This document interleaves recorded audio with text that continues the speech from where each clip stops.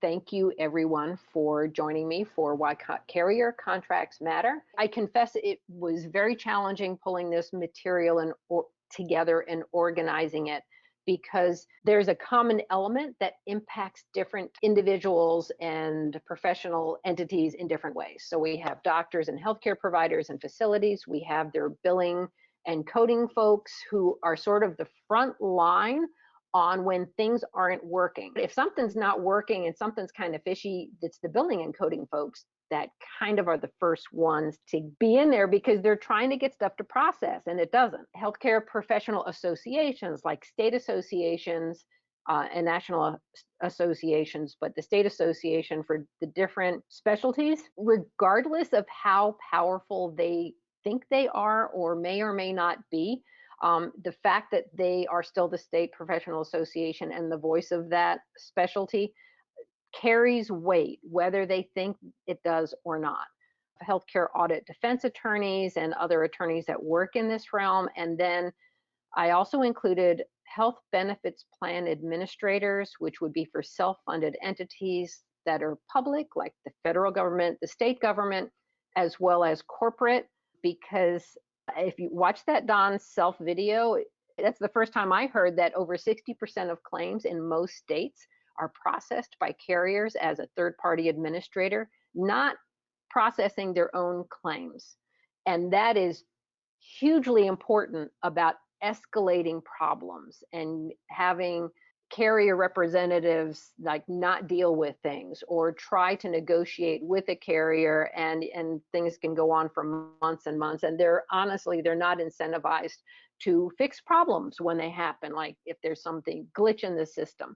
And there is something you can do about that. This is prototype though, so because this is my first time presenting this material, and I would really love feedback from anyone watching this, whether recording or live, what elements they felt were most compelling to their specialty, enlightening, helpful. Just let me know. My website's www.itsmedre.com, and I would love to get emails or hear from anybody who has anything to say about any of this. First, I'm going to share with you who I am. So I'm a chiropractor.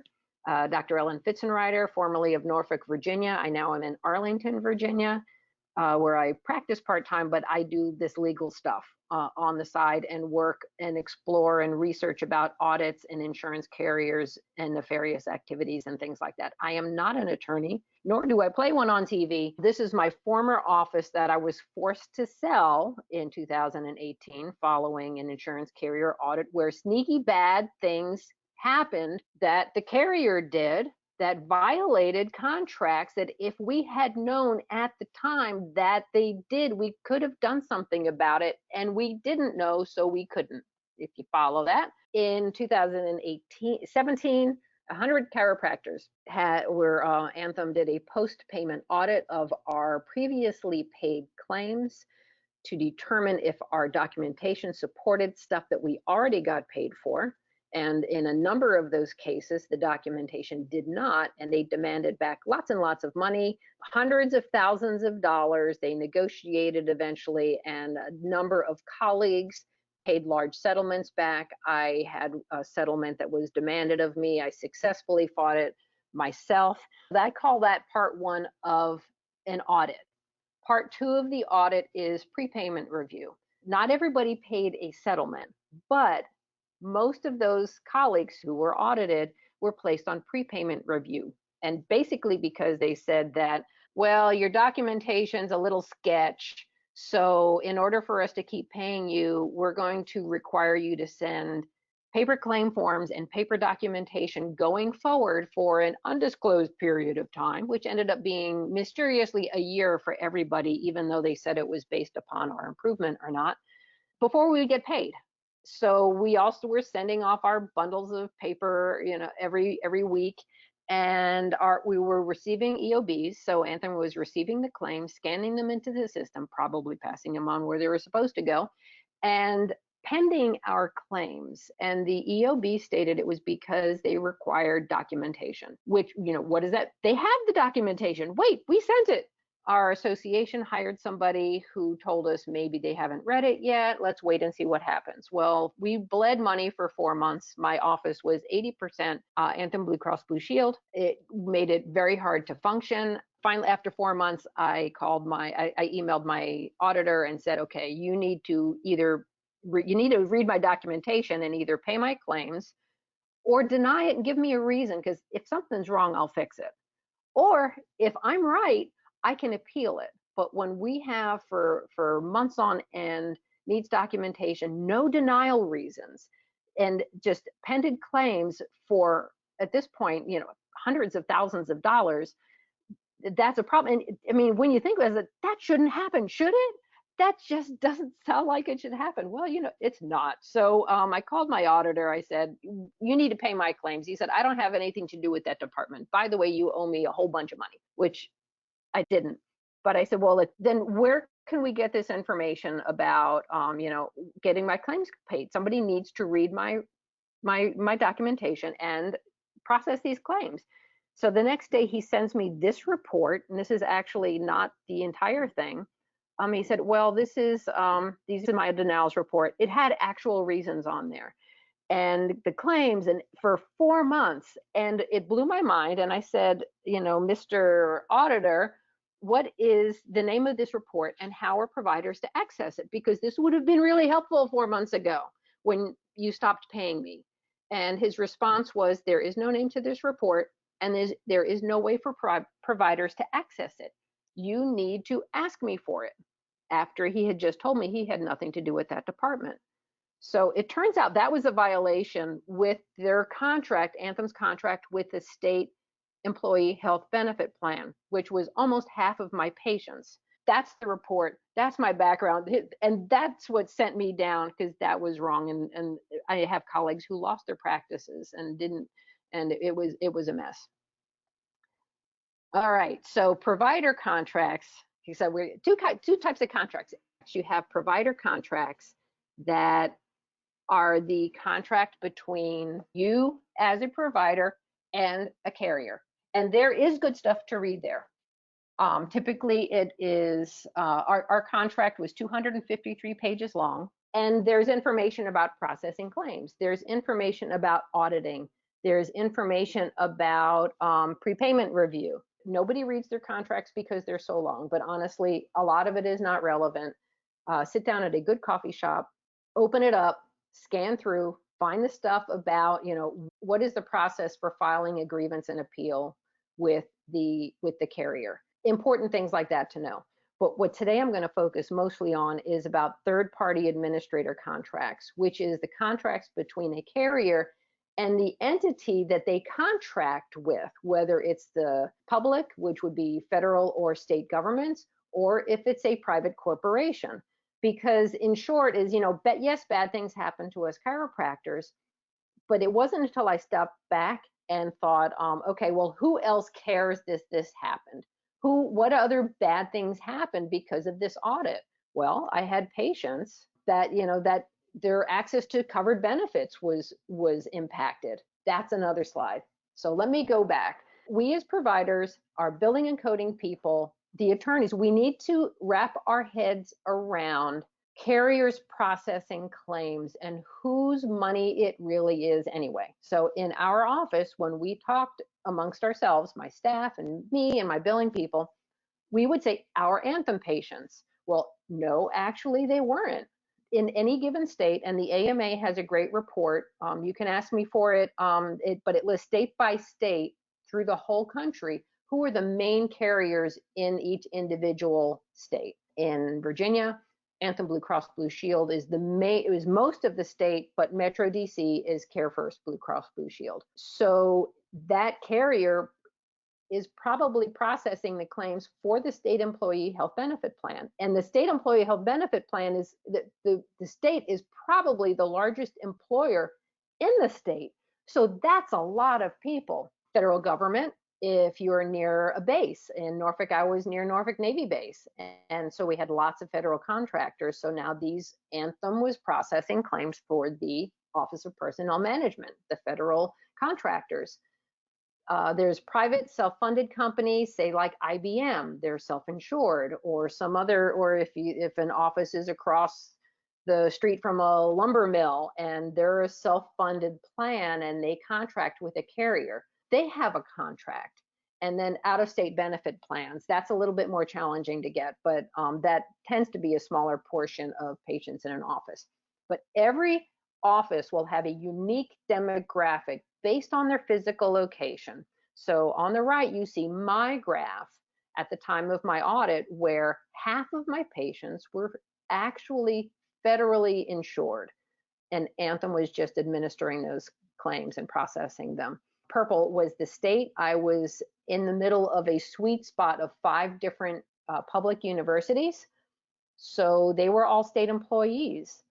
I had 5% out of state benefits plans, and only 1% of my patients were actual Anthem insureds, which is really important because now you have, remember you saw that statement about who cares? If an entity is contracting with a carrier to process their claims and administer them, don't you think they want them to be doing a good job? How are they to know if they're not? Which is what we're going to talk some more about. All right, let me move on. So here's the state of Virginia. In Virginia, it's the Department of Human Resource Management that administers the state employee benefits plan.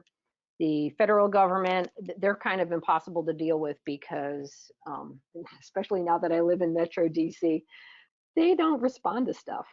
So even FOIAs, but that's a whole nother matter. Self-funded, self-insured companies, out-of-state entity, and then actual insureds. So every office, their main carrier. And what's confusing is that my EOBs would come in every week. I'd have 2 envelopes. I would have the federal people all in one bundle, and then I would have another Anthem bundle that was everyone else lumped in. And you can tell the difference usually by the prefixes of the ID numbers.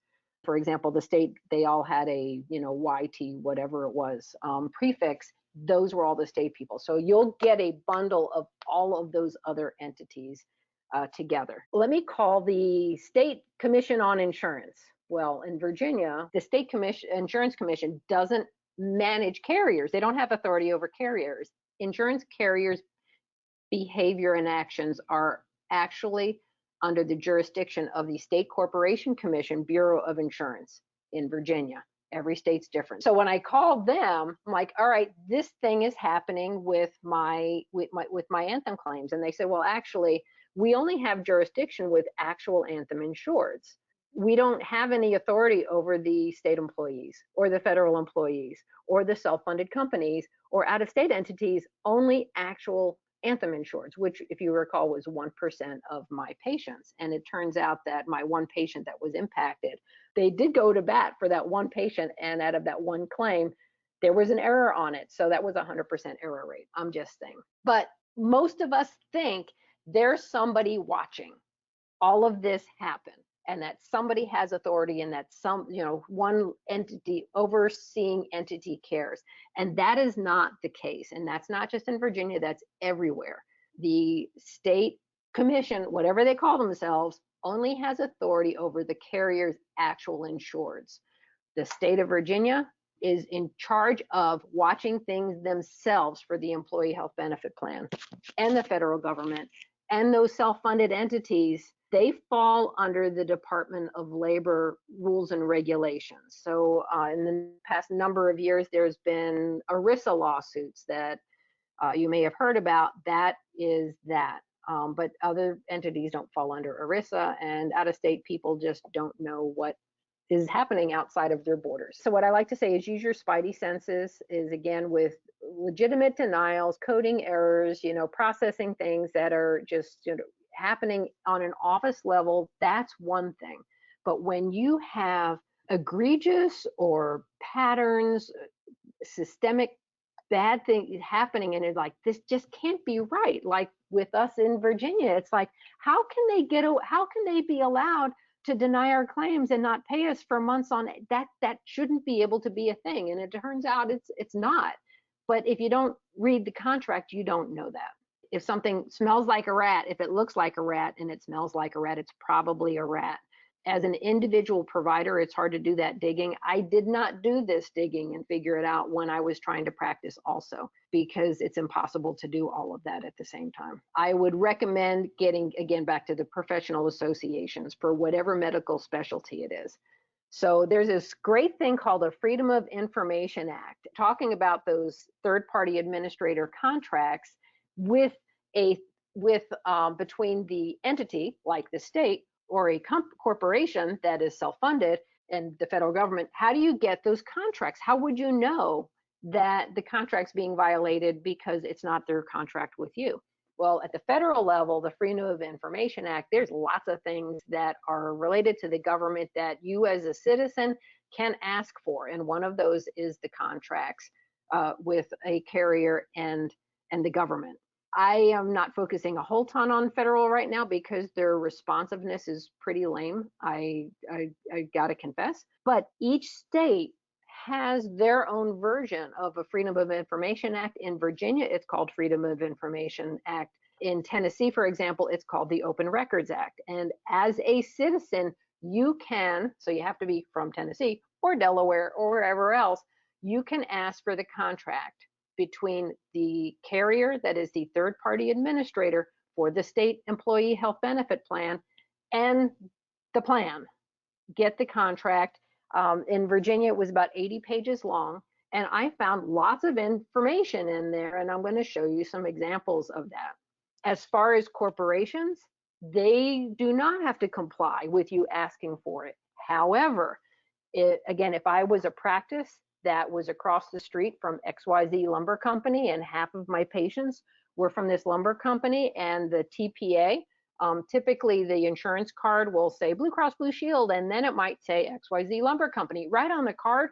That's an indication that they're a third-party administrator, and if there are shenanigans happening that is impacting your ability to file, get paid, to give those patients access to the benefits that they're paying for and the company is paying for, my hunch is that ask nicely, but I would reach out to that company and develop a good relationship with them and say, this is, they're paying really good money for that carrier to administer the claims, and premiums are going sky high, and there's all these excuses about why premiums are going up. I would just say there's a conversation there that potentially can be opened up.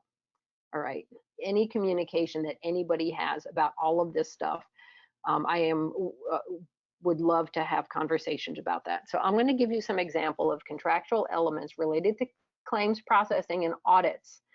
Once you get a TPA and contracting entity, like the state contract, don't worry about, oh my gosh, I can't read it, it's too long, blah, blah, blah, blah, blah. Sit down with a cup of coffee in a good coffee shop. And a lot of it's not relevant, and the stuff that is relevant will jump out at you. And I am a tree hugger, but I print out lots of these things because I sit down with a red pen, a highlighter, and mark these up. And when you see the thing, when you see the rat, you'll know it when you see it. There's sayings about that too. All right, so here's something. The offerer shall process payments accurately and timely. The offerer shall advise the department's contract representative within 2 working days whether there are problems in the system which may create public inquiry, such as system breakdowns, missed payment cycles, egregious errors, etc. I cannot tell you the number of times in our association listserv that we saw, oh, Anthem says that there's something happening in the system that's causing things to process improperly or delay or get denied and blah, blah, blah, blah, blah. And do they tell the state about that happening or don't they? I don't know. And you know what? The state would have no idea unless somebody tells them. And I am just going to give you a hunch that they probably a lot going on that the state doesn't know about. And in my experience, they have been, the Anthem was less than forthcoming with information that they shared with the state. And I have more about that I know about that, but will not be in this webinar. Okay. Within 180 days at the end of each plan year, the offerer shall have performed by an outside auditor an audit of the plan year's activity and provide the department with the results. Well, is that happening? Do you know what? You, as a citizen of your state or whatever state this might be in, you can get that too by submitting a FOIA request. And when you submit a FOIA request, so I say that fast, but FOIA is don't make it long. You don't have to justify it. You are entitled to that, whatever you're asking for. Be specific and concise and just say, I'm a citizen in Virginia. I would love to see this contract. Or I understand from reading the contract that there's an audit within 180 days. I would like to see the past 3 audits, please. And they've got 7 days to respond. Sometimes they'll ask for an extension, but they will send it to you. All right. Contractor will strictly limit the content and form of mailings and notices other than claims-related transactions to the benefits booklet unless otherwise approved by the department. The contractor will never generate mass correspondence without review of the department.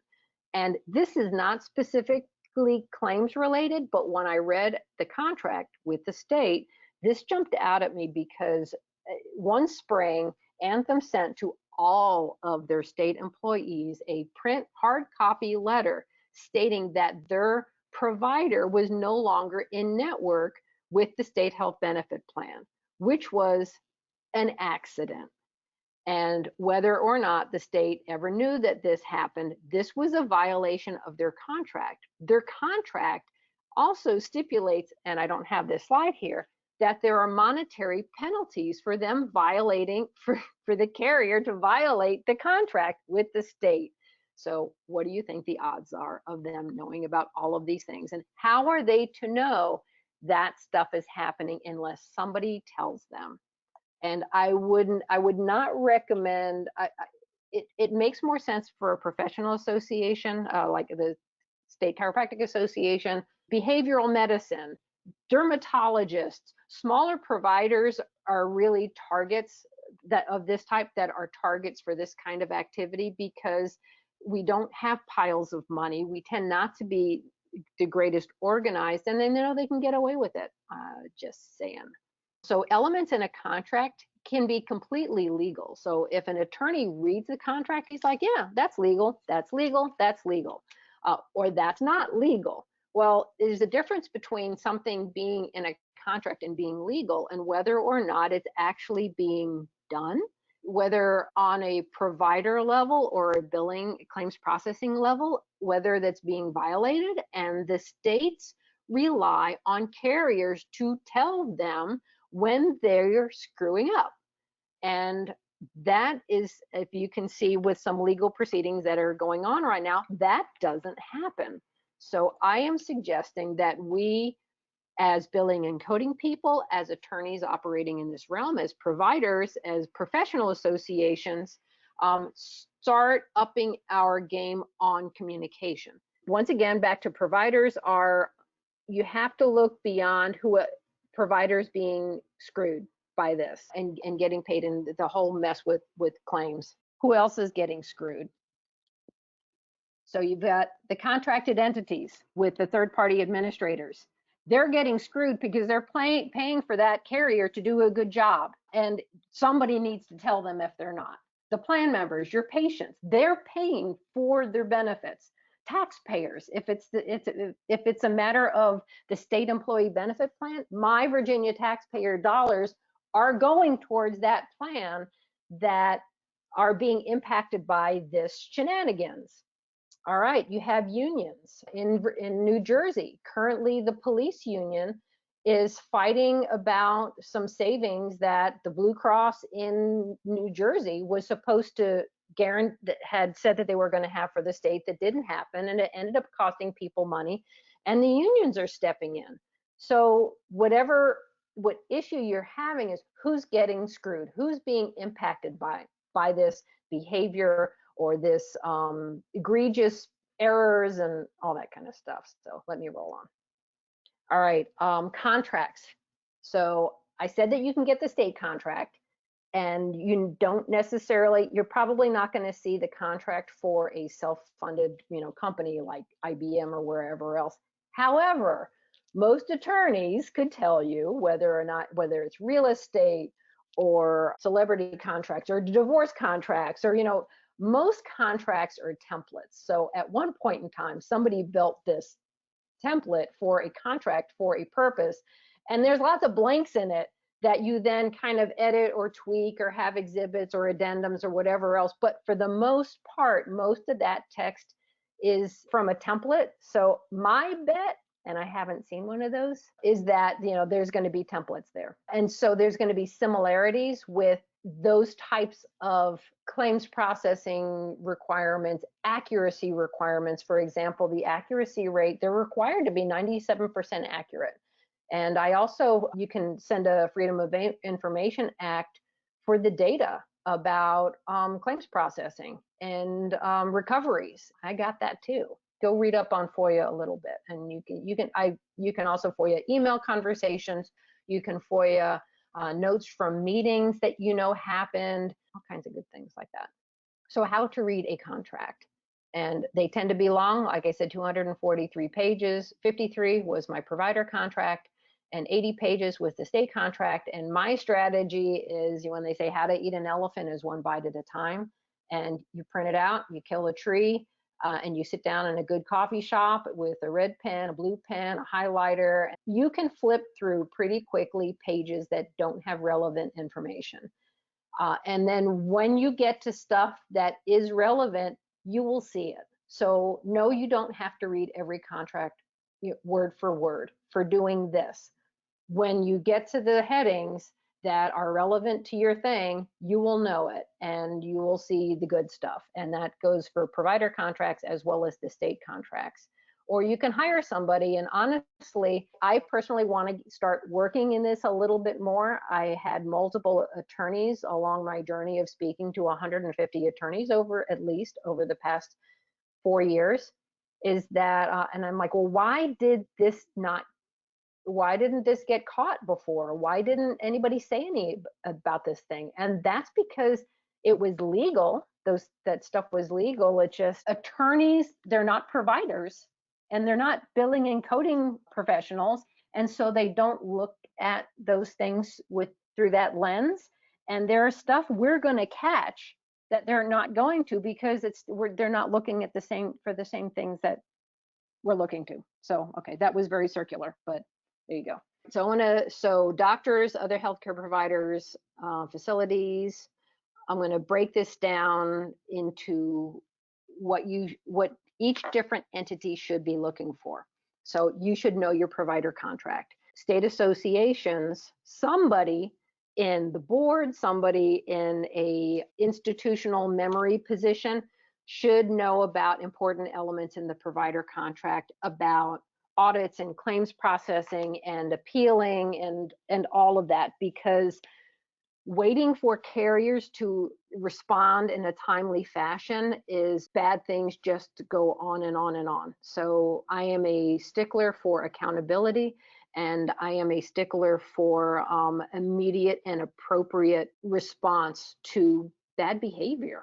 If you're a provider, you need to be a member of the appropriate professional associations. So for example, I, as a lone wolf, kind of went out and was working, firing at the State Department of Human Resource Management because nobody else was. But you'd get a lot more traction and a lot further if it is State Dermatology Association or Behavioral Medicine or PT, and even if it's a small association, even if you only have 20% membership, there's perceived authority and you're speaking for the profession, and you'll get a lot further than just having 50 individual providers all of a sudden asking for the contracts.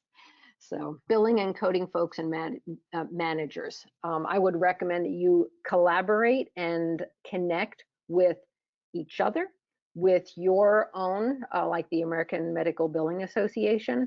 You should stay connected with the professional associations for the specialties that you tend to work with. and let them know what's happening. And there needs to be ongoing communication and collaboration for this to happen, because one lone billing and coding person who's making, $24 an hour or something like that isn't, it's a lot of work. But we need to talk to each other. The state and national health professional associations, we need to communicate together about this. And I'm currently on a strategic plan for chiropractic on a national scale.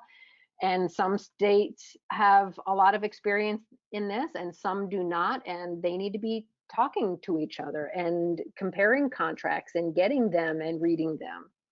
All right, attorneys working in the healthcare realm, the provider side, get and read your contracts, look at the big picture about, I can't tell you how many attorneys I have spoken with that negotiated settlements for audits that were missing elements. There were violations of contracts with claims of this money that wasn't even the carrier's money because of what I already just talking about. So you need to connect with the billing and coding folks and the professionals. So we all just need to talk to each other.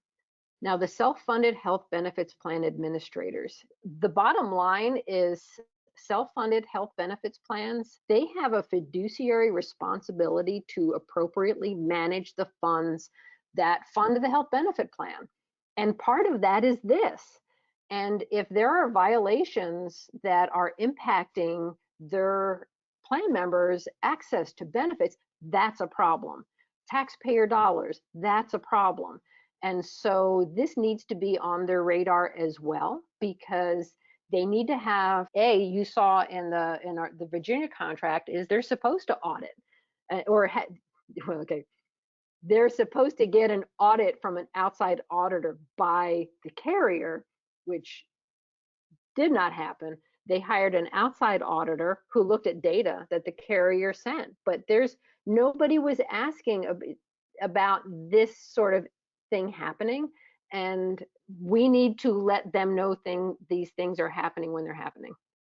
Back to fiduciary responsibility, and that's getting more important and more views these days, is about the administrators of the health benefit plans are being held accountable for monetary losses by overlooking this stuff. So guess what? It's a really great time for us to be bringing this to their attention, because right now, swear to God, they're relying on the carriers to report back to them whether or not the carrier is doing a good job. No one else is talking to them about that. Okay, plan assets. Yes, it's plan assets, it's money. So bottom line is, don't let yourself say anymore, that's just how carriers are, because I've heard that so many times I could vomit. We need to stop saying that. Each individual person doesn't have to do this on their own, but we need to collaborate and begin to have this conversation about doing something about this. Right now in the industry, if you poke around on LinkedIn, there's a lot of shaken up happening in between the Consolidated Appropriations Act and about price transparency, and because everyone knows this sort of thing is happening, we're all kind of spinning our wheels in our boxes about it's impacting our world and our realm. And I am hopeful that we're going to reach terminal like velocity, that this is going to happen. I need to add one more screenshot about how many billions and billions and billions and tens of billions of dollars health insurance carriers are making on our money.